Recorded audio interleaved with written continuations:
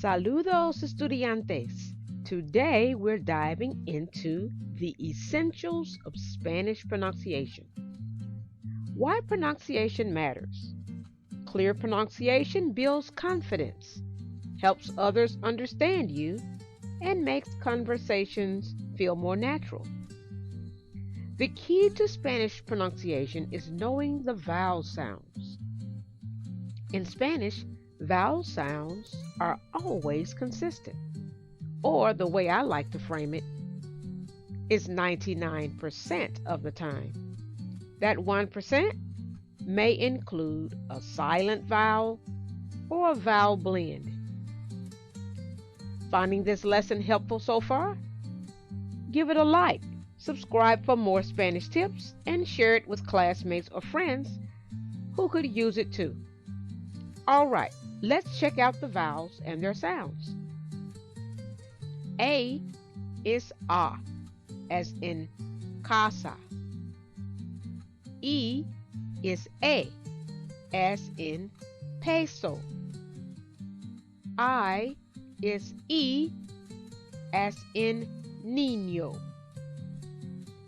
O is O, as in solo. U is U, as in luna. Unlike English, their true sounds never change. The Spanish R.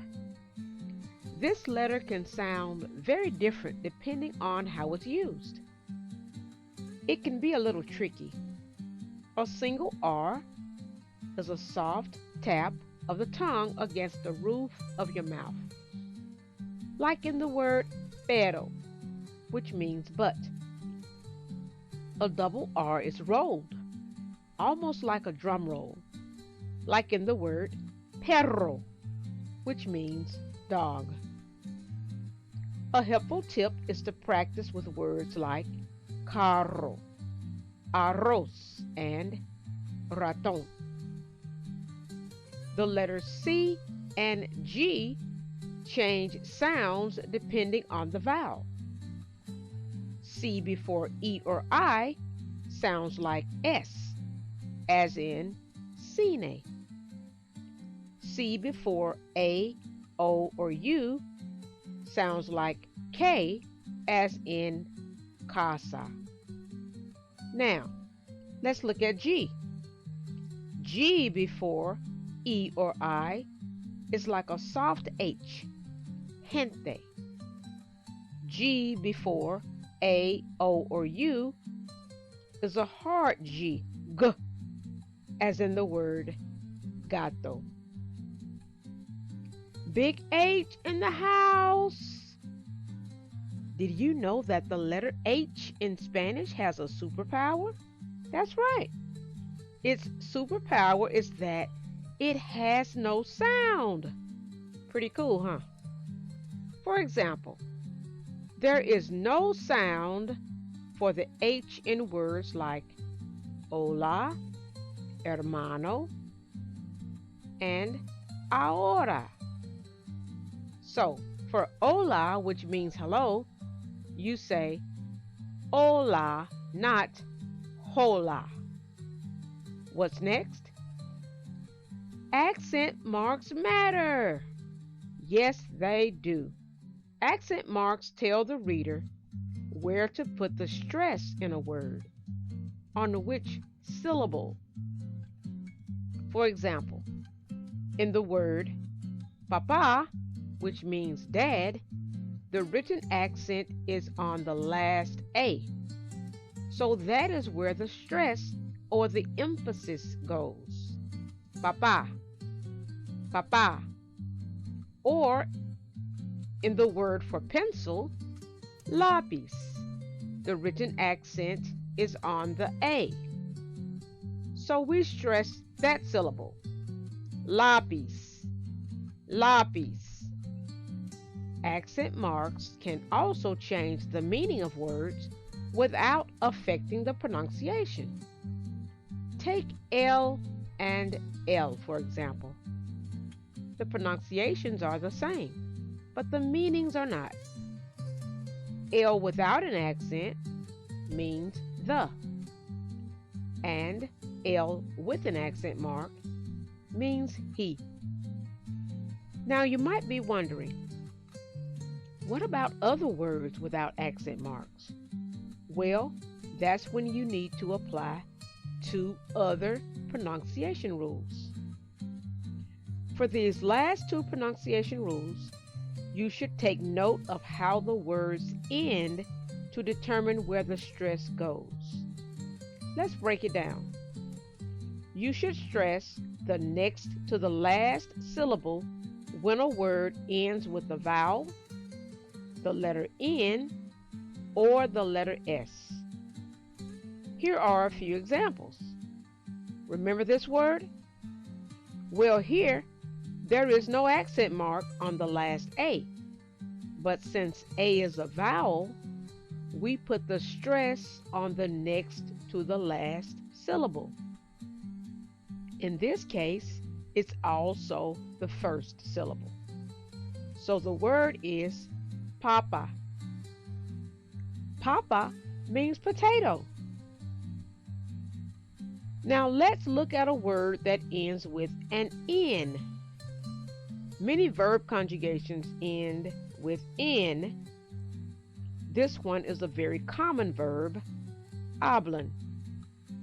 For example, the stress is on the next to the last syllable. So, has the emphasis. Hablan. Hablan can mean they speak or you all speak. The same would apply for the verb form hablas because it ends with S.